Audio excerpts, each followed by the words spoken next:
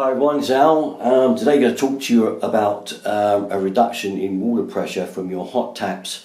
If you're experiencing this particular problem and you find that all your hot taps are kind of slow, this is different from an airlock where you get sort of literally nothing out of your hot taps at all because you've got an airlock. That is a different subject altogether. You literally just blow it out with a piece of hose. I'm sure you all know how to do that one. But no, this is one where the water pressures gradually drop down out of your hot taps over a period of time. Now this must happen to all of your hot taps. If you've got just one tap that is not giving you water and the others are, then this isn't a problem. That's usually a tap problem, and I've got a video on how to sort that out if you do have a problem with no water from just one tap. Okay, it's an actual faulty tap. Okay, now this problem probably regards more of you that live in London and the southeast, because it's a hard water problem. Now this is what occurs when you have hard water. If you probably noticed, if you live in those areas, that when you boil a kettle, you get this furry, chalky substance in the bottom of your kettle, and the element starts to cover over with a kind of limescale. Now this is the heating of the water. Now what happens if you have a cylinder like so? You know, we have mine here with an immersion heater in it, because the same thing is happening. You're heating water and you're getting this furring again. It comes off the element and it gradually builds up actually in the bottom of your cylinder. You will actually find over years of use that it actually fills up with fur in the bottom of the tank and will over time need clearing out. But what generally happens, what reduces the water flow?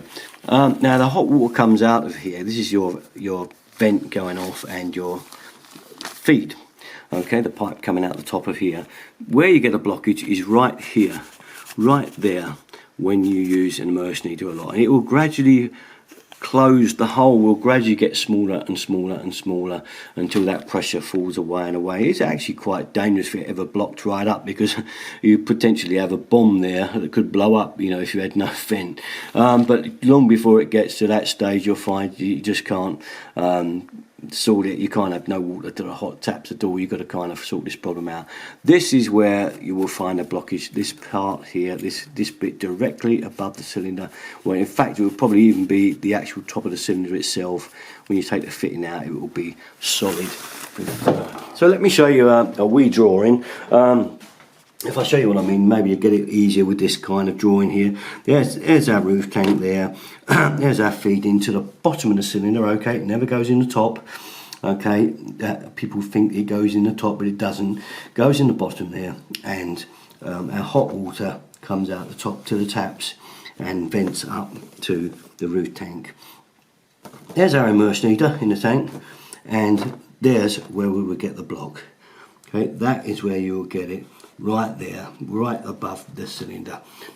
Again, if you have an economy 7 tank, which is again, you know, very popular, there's our roof tank, there's our feed, 2 immersion heaters in there.